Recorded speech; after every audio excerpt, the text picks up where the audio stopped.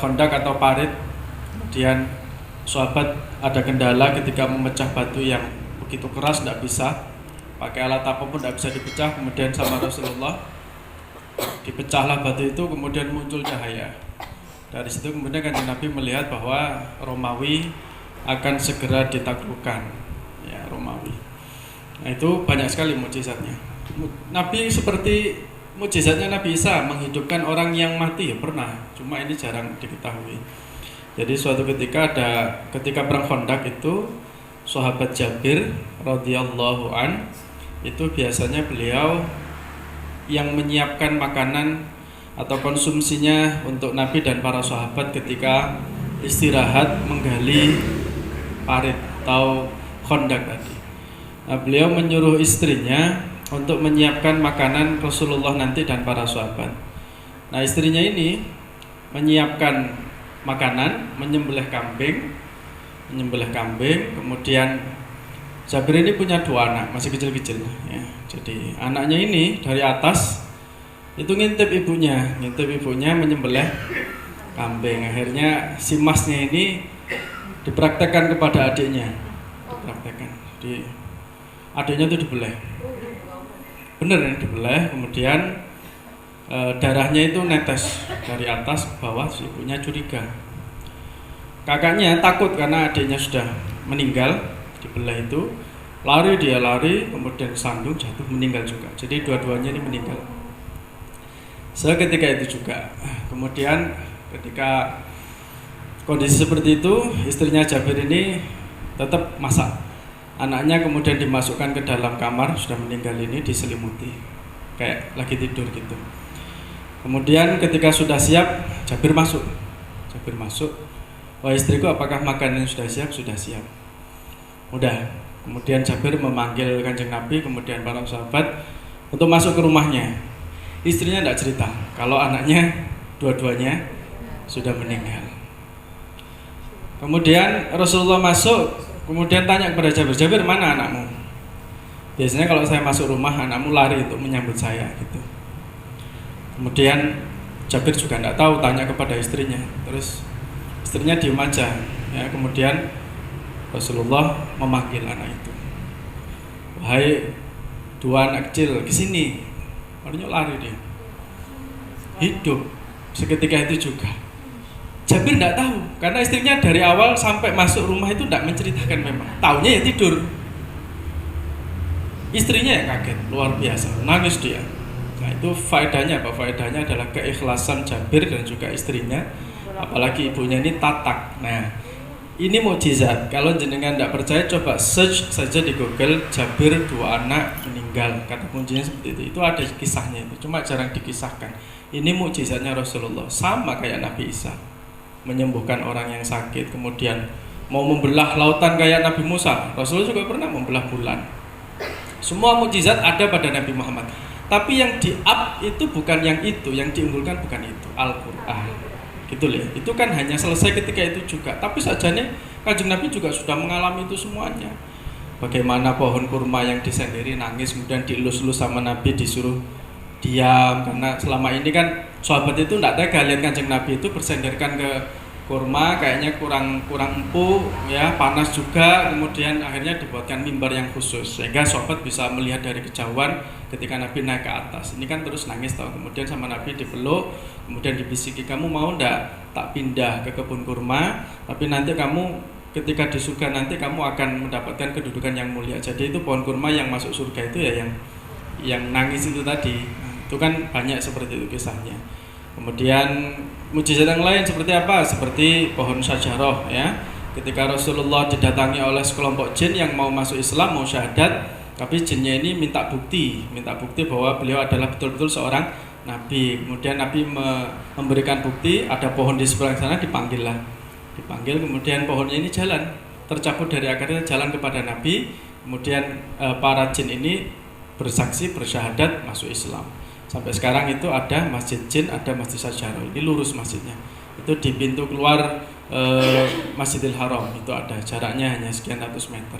Itu juga mukjizat. Banyak sekali mukjizat yang lain dan itu tak terhitung mukjizatnya Rasulullah. Ketika sahabat dalam peperangan krisis pangan ya, makanannya tinggal sedikit, Rasulullah mencelupkan jari jemarinya yang mulia di beras, kemudian itu tidak habis-habis. Begitu pula dengan sumber air dan seterusnya.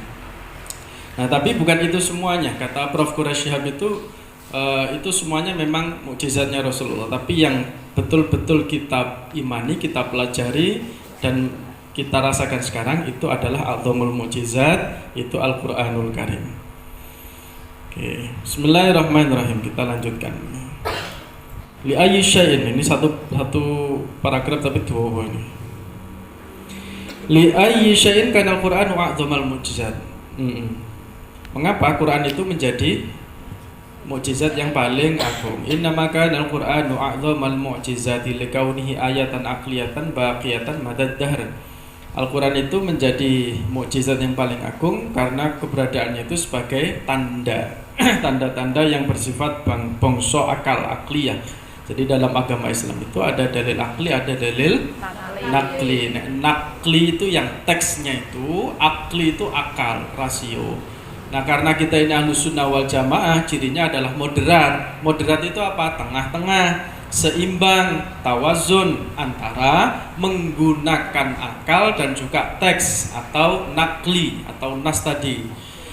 Kalau seandainya jomplang ya, pola pikirnya hanya mengandalkan teks Al-Qur'an, itu nanti masuknya kepada aliran-aliran seperti Mujassimah atau yang tekstual itu. Orang-orang seperti Wahabi itu cirinya adalah tekstual. Pokoknya yang di Al-Qur'an seperti ini ya seperti ini gitu ya. Tapi kalau sebaliknya mengandalkan akal saja, ini nanti masuknya ke rasional. Seperti siapa? Kelompok namanya Mu'tazilah yang mengagungkan akal.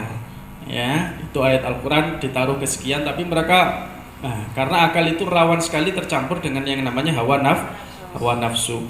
Nah, ulama kita Ahlussunnah wal Jamaah itu kudu seimbang antara dalil akli kemudian dalil nakli. Apa yang di teks dan juga konteks itu harus seimbang.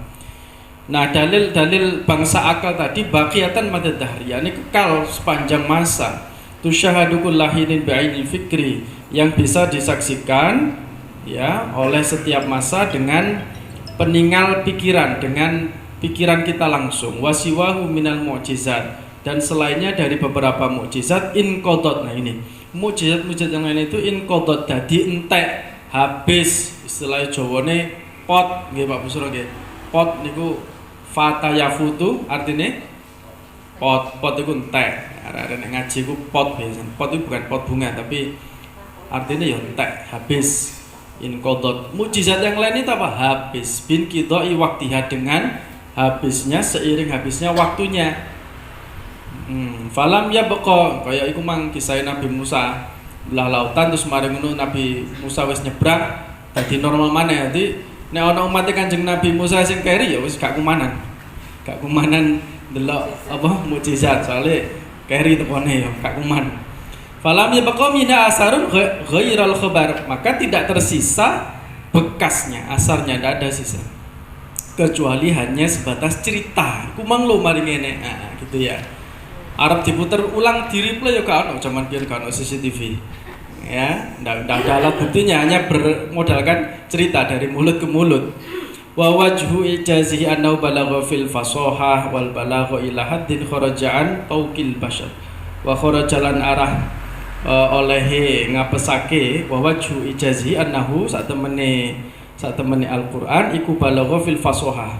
Al-Qur'an itu sampai pada titik apa? Betul-betul yang fasih, yang sangat indah. Wal balagha, dan balaghahnya, tingkat sastranya, tingkat bahasanya sangat tinggi. Ila haddin, sampai pada titik batas kharaja'an tauqil basar, yang melampaui melampaui dari apa?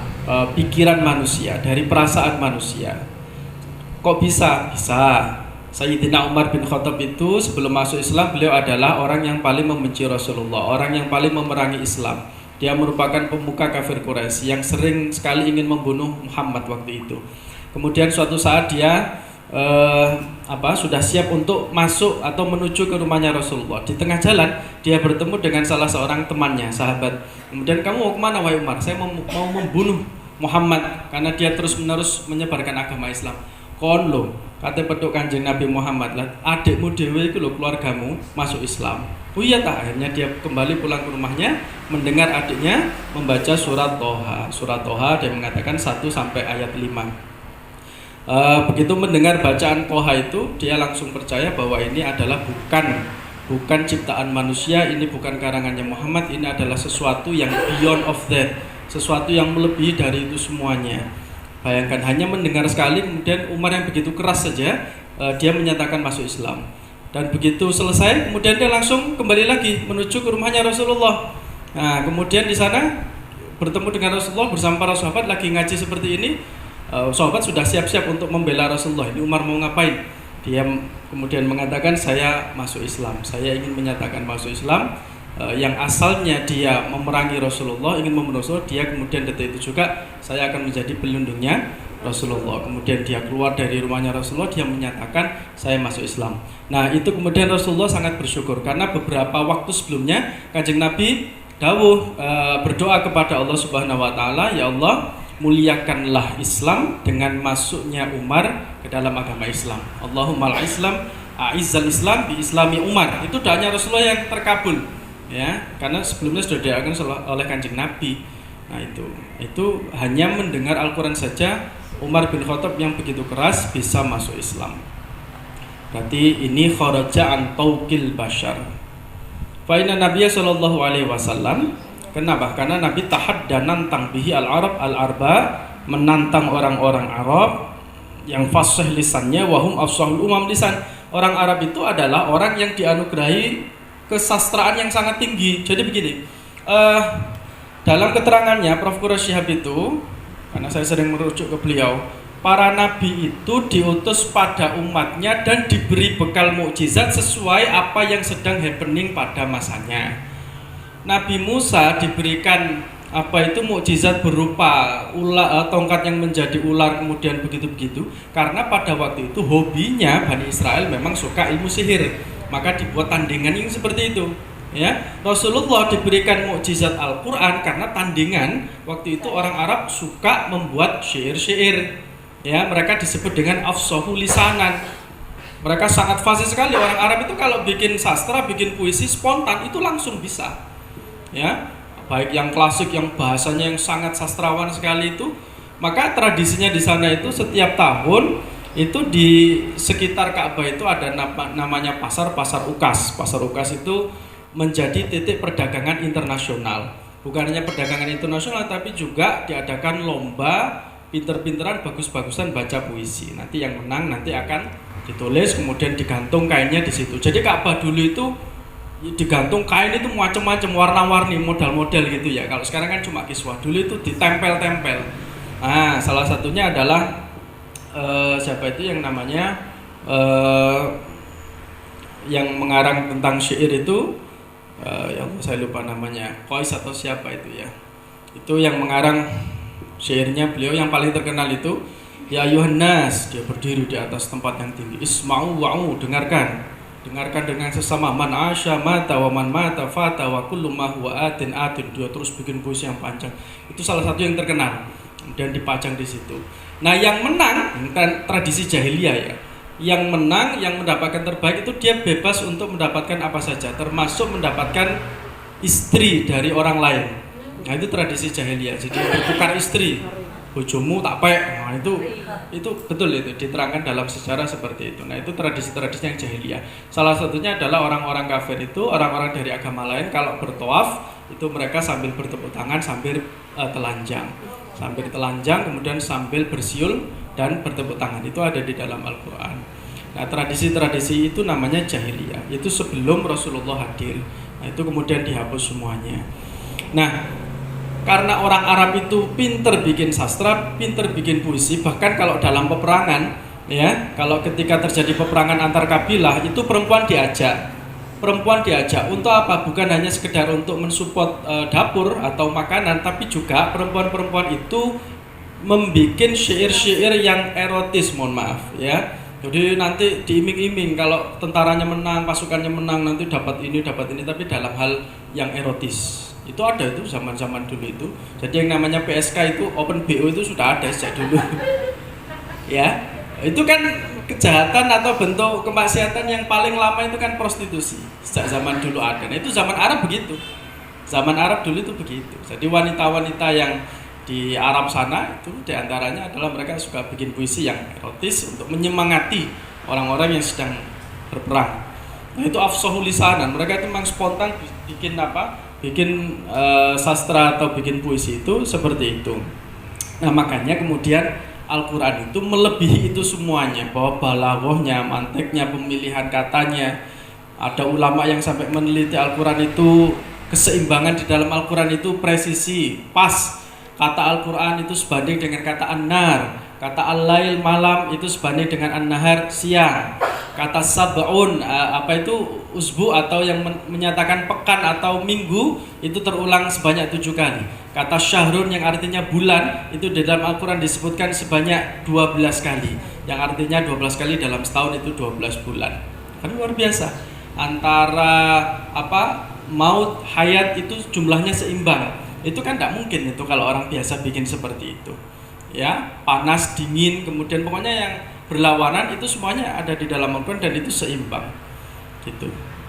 Nah, itu sampai Sayyidina Umar saja yang begitu keras langsung tek dia nyambung. Ini mukjizat yang luar biasa.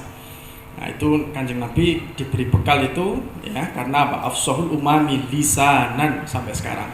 Bukan hanya lisannya yang fasih tapi juga memorinya yang kuat. Jadi ketika menangkap sebuah pesan, sebuah Al-Quran, sebuah hadis dari Rasulullah, sahabat-sahabat itu langsung bisa menangkap dengan baik. Wa awdahuhum balaghatan wa bayanan, dan paling jelas, paling pertelo balaghahnya. Balaghah itu ilmu balaghah, ilmu sing banget, wa bayanan lan ilmu bayane.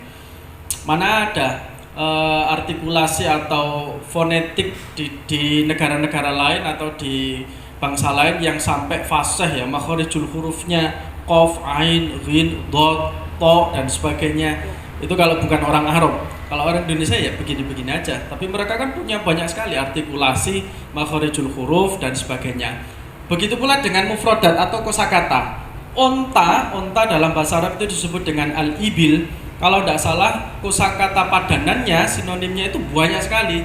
Ya, kenapa? Karena sesuatu yang dianggap mulia itu, sesuatu yang dijunjung di Arab itu semakin mulia, semakin banyak padanan katanya. Nabi Muhammad itu banyak sekali gelarnya. Allah itu memiliki Asmaul Husna yang jumlahnya 99. Itu yang diketahui. Ulama mengatakan yang tidak diketahui tak terbatas yang namanya Asmaul Husna itu. Tapi yang kita pelajari hanya 99. Tapi sifat Allah itu jauh lebih banyak daripada yang kita ketahui. Karena ada kaidah di Arab sana, ya, semakin tinggi kedudukan seseorang maka semakin banyak julukannya. Rasulullah itu kan julukannya banyak, Al-Hadi, An-Nasir, Al-Muhtadi, Al-Faruq, julukannya kan banyak. Itu tradisinya Arab seperti itu. Kadang Rasulullah juga dipanggil Abul Qasim, bapaknya Qasim. Ya, saya tanya kepada Syekh Muhammad Amin itu Al-Jailani, itu tradisinya orang Arab itu yang dinisbatkan itu adalah anak pertamanya yang laki-laki. Jadi seandainya saya punya anak 3 gitu ya, yang pertama Afkar, kemudian yang kedua Safa, yang ketiga Fahimi, maka yang dipanggil adalah yang pertama Abu Afkar. Saya ini Abu Afkar, bukan Abu Fahimi. Meskipun Fahimi ini laki-laki tapi dia nomor 3, tapi yang dinisbatkan adalah Abu Afkar itu. Abu Afkar. Makanya di situ disebut dengan Abul Qasim. Saya tanya Ustaz kepada Syekh Muhammad, kenapa kok enggak Abu Ibrahim? Kan Nabi Muhammad punya anak putra juga namanya Ibrahim, masih kecil sudah wafat. Jawabannya seperti itu, karena yang dinisbatkan orang Arab itu adalah anak pertama yang laki-laki. Jadi Pak Yai itu ya Abu Fikri. Yai Ta'in itu kalau manggil abah, bapak itu Abu Fikri biasanya gitu, guyon-guyon gitu ya. Karena anak pertama. Jadi orang Arab itu semakin senang dengan sesuatu, kasura ismuhu, banyak namanya. Julukan-julukannya itu banyak sekali. Nah, itu tradisinya. Kayak unta itu buahnya itu. Makanya unta itu kan umur sekian namanya ini, umur sekian namanya ini. Nanti kalau sudah giginya sekian namanya ini. Itu buahnya itu, padanannya itu banyak sekali. Ada berapa puluh gitu loh, kan enggak salah. Nah, itu luar biasa. Belum lagi kosakata yang lain. Dan itu tidak ditemukan di bahasa-bahasa lain. Makanya orang Arab itu sangat fasih sekali. Dia tahu kapan memakai kata ini, kapan memakai kata ini. Dan itu Al-Quran mengalahkan itu semuanya. Ya. Wa awdahum balaghatan wa bayanan wa laqad wasalu fi asrihi Contoh paling gampang gini lah, nikmat itu kan ada yang bahasa Arabnya ni'matun, ada yang naimun ya, naimun. Nah, contoh naimun itu kenikmatan khusus untuk kenikmatan surga. Kalau berbicara kenikmatan surga itu Al-Quran memakai redaksi naimun, jannatu naim gitu ya. Tapi kalau nikmatun itu nikmat apa saja, nikmat yang umum. Nah, itu salah satu contoh saja di dalam Al-Quran. Waqad wasalu fi asrihi fil balaghati wa faslil khitab. Dan mereka semuanya itu pada masanya orang-orang Arab itu mereka itu bagus balaghahnya wa faslil khitab. Mereka itu lancar pidatonya, lihalin yukhayyaru al-uqul. Karena kemampuan skill tersebut itu bisa yukhayyiru bingungake piro-piro akal, wa yudhishu al-albab, dan membikin takjub hati atau akal kemampuan mereka itu. Wa baqiya fihim salasatan wa ishrina aman, dan kondisi orang Arab itu membanggakan bahasanya itu berapa lama? Ishrina salasatan wa ishrina 23 tahun. Wa huwa yatahadduhum bil Qur'ani a'dhamu tahaddin, dan Nabi itu menantang mereka, mengcounter attack mereka dengan Al-Quran. Al-Quran itu merupakan a'dhamu tahaddin, luwih agung-agungnya kang menentang. Wa yatasadda li taqri'ihim bihi wa isarati himamihim. Wa yatasadda lan nyegah sinten Nabi li taqri'ihim maring li taqri'ihim maring terjemahe dawa sekali. Menantang penduduk Arab ya, berpredikat, artinya predikatnya mereka itu litakridihim bihi wa isarati himamihim, dan nangeake piro-piro nejone Arab lita'arudi untuk menghadap atau menentang lil mu'aradi maring piro-piro kang menentang a'dhamma tasaddin fataratan yatlubu minhum al-isyan bimisli suratin minal Qur'an. Kadang mereka itu meminta contoh atau sesuatu yang Nabi itu nantang mereka, kalau bisa kamu bikin satu surat saja yang seperti Al-Quran, satu saja surat yang seperti Al-Quran. Itu di dalam Al-Quran gimana itu dalilnya? Lau anna, gimana itu? Seandainya jin dan manusia ala ayatu bimisli hadzal Quran, seandainya jin dan manusia itu bersatu kemudian mereka bikin satu saja surat pendek seperti Al-Quran, niscaya mereka tidak mampu.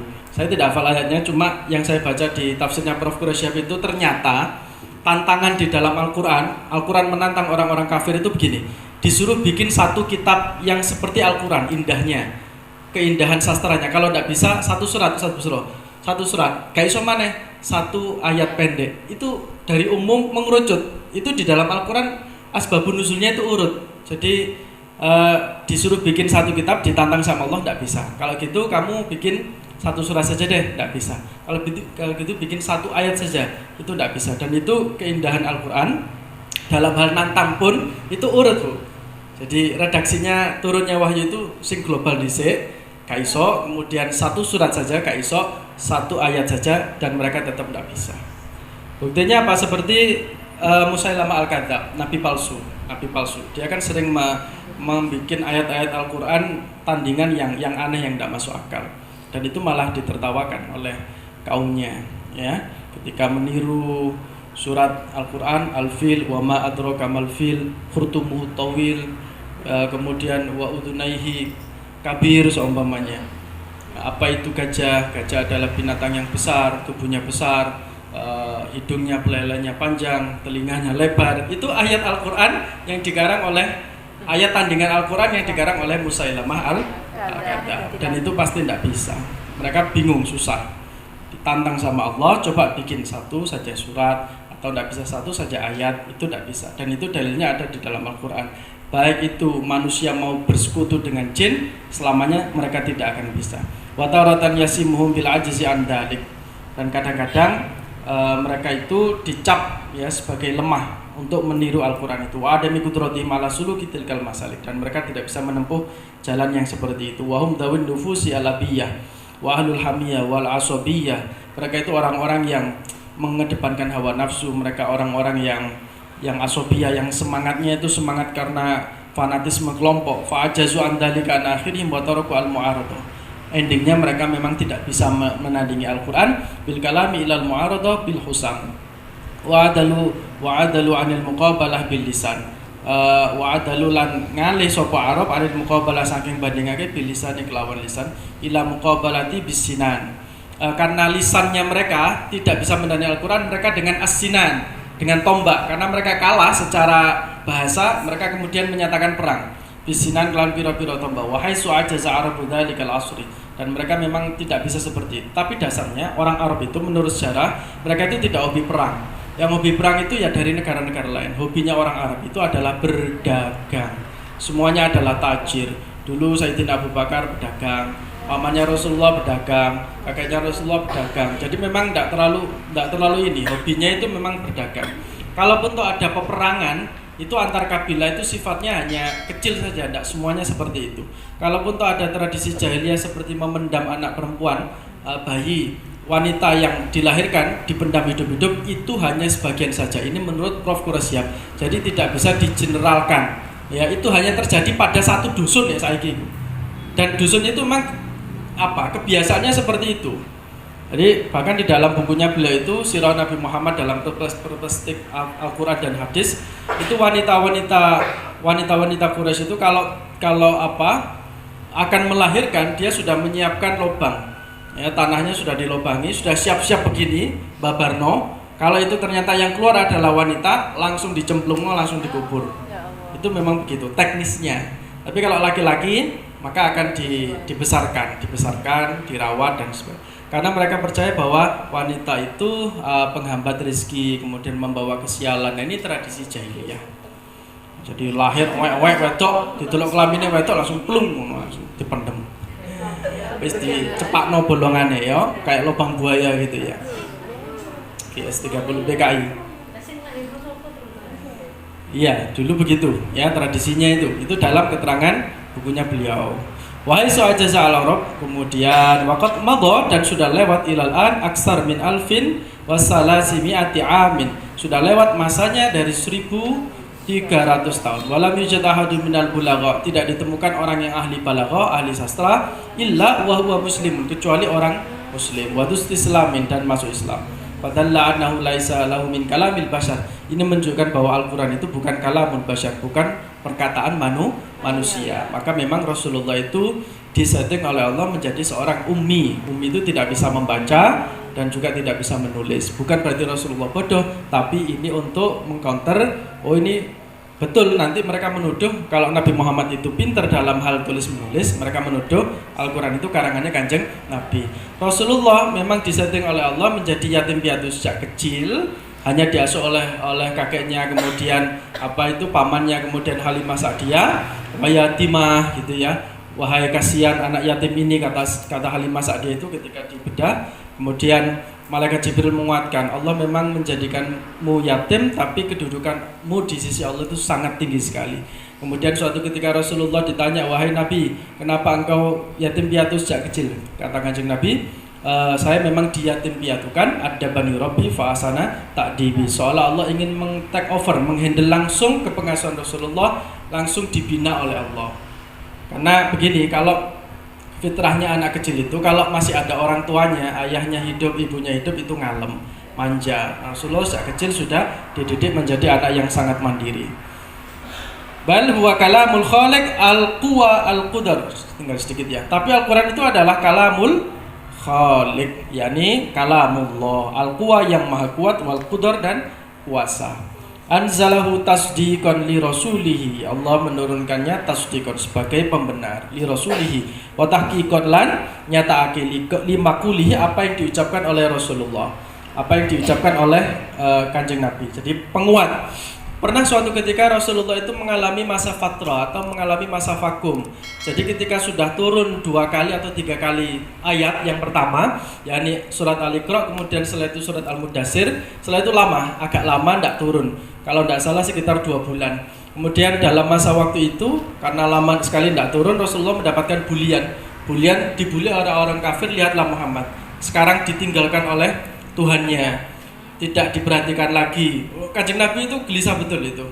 Kemudian setelah itu turunlah surat Ad-Duha. Di antaranya ayatnya adalah ma wadda'aka rabbuka wa ma qala. Wahai Muhammad, Tuhanmu sekali-kali tidak akan pernah menelantarkanmu, tidak akan pernah membiarkanmu. Ma wadda'aka rabbuka wa ma qala, dan tidak akan menjadikanmu taklak, menjadi khawatir, cemas.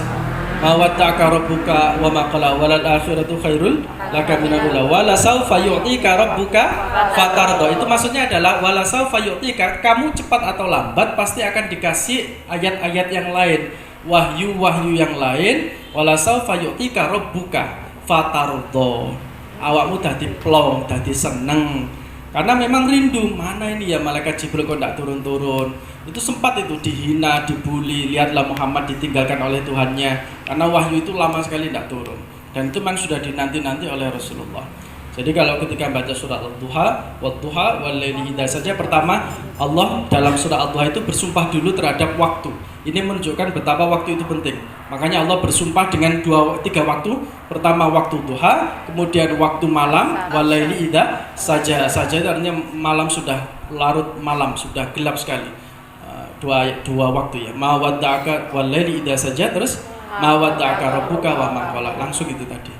Jadi itu karena latar belakangnya Rasulullah lama tidak menerima wahyu.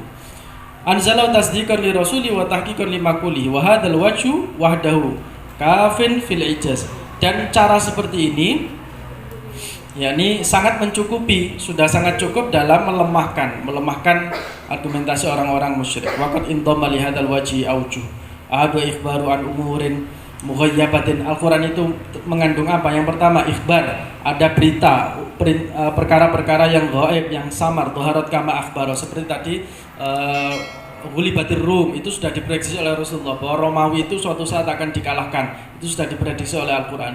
Ya, perkara yang gaib diterangkan. Yang kedua, annahu la yamulhu samu mahma takarrara. Al-Quran itu tidak pernah membosankan didengarkan walaupun diulang berkali-kali. Makanya panjenengan di rumah ayo disetel itu YouTube-nya, Tartil atau apa itu Live Haramain.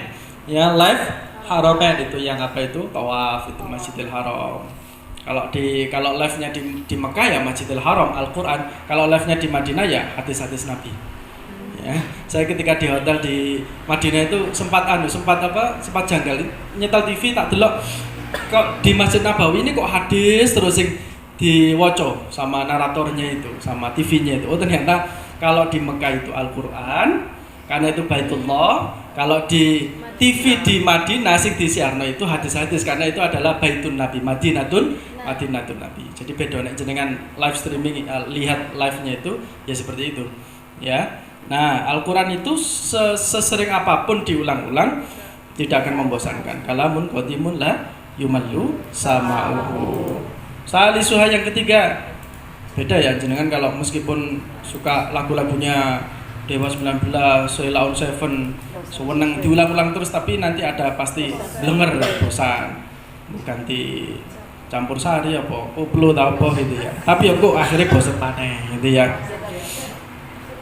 Jamuhu li'ulumin lam taku mawjudatan indal Arab wal Ajam. Yang ketiga, Al-Quran itu mengumpulkan ilmu-ilmu yang tidak didapati di kaum Arab dan juga Ajam. Ajam ini non Arab. Yang keempat, inba'uhu anil waqa'il khaliyah wa ahlil umam, yakni Al-Quran itu mengabarkan kondisi-kondisi yang sudah terjadi dan umat-umat masa lalu. Contohnya seperti kaum Ad, kaum Samud, ya, kaum-kaum yang dibinasakan oleh Allah. Cerita tentang Qarun, cerita tentang Harut Marut dan seterusnya, itu semuanya dikisahkan. Dulu ada umat yang dibinasakan, kenapa? Karena suka riba, suka tidak jujur ketika melakukan jual beli, ya timbangannya biar berat ditambahi air, itu kan ada ya. Wailul lil mutaffifin, celakalah orang yang suka curang dalam melakukan jual beli atau timbangan. Wailul lil mutaffifin alladzina idza talu 'alan nasi yastawfun, alladzina wong akeh idza talu ketika dia menimbang ya 'alan nasi yastawfun, itu berbuat curang. Itu sampai diabadikan dalam surat Al-Mutaffifin.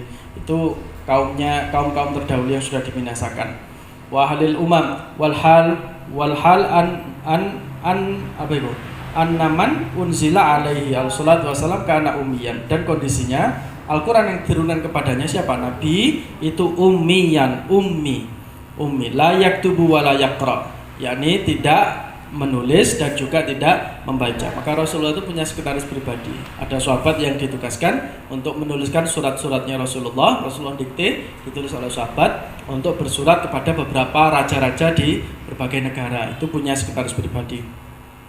Kemudian distempel. Jadi kalau sudah bikin apa? Sudah bikin surat Rasulullah itu akhirnya apa? Di stempel. Khotam. Khotam itu tobak. Tobak itu jadi cincinnya Kanjeng Nabi. Ada yang di kiri gini. Kalau saya lihat Habib Umar bin Hafid tak delok neng YouTube tak delok.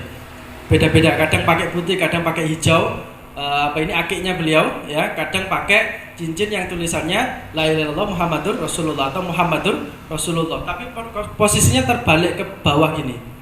Jadi tidak ke atas tulisannya tapi ke bawah. Karena begini, Nabi selesai langsung ditek seperti ini. Nah, itu jadi khotam. Cincinnya Kanjeng Nabi. Jadi itu juga jadi stempelnya Nabi. Ya, Bu Lili mungkin mau bikin stempel langsung jebret niru Kanjeng Nabi. Ya. Jadi kalau anak OSIS mengajukan proposal langsung jebret. Karena umian layak tuh boleh listirnaihi karena tidak butuh. Andalika bil wahyi. Jadi tidak perlu perangkat-perangkat yang intelek untuk, karena wahyu itu langsung dari Allah. Waliyakuna wajul ijazi bil qabuli ahra. Dan yang terakhir, dan cara atau metode itu menjadi sebuah keniscayaan untuk diterima. Jadi orang itu percaya nek anjin Al-Quran itu merupakan kalamullah, bukan kalamul bashar. Allah alam bisawab. Rabbi fanfa'na bi barakatihim wa bilal husna bi hurmatihim wa amitna fi wariqatihim wa mu'afatihim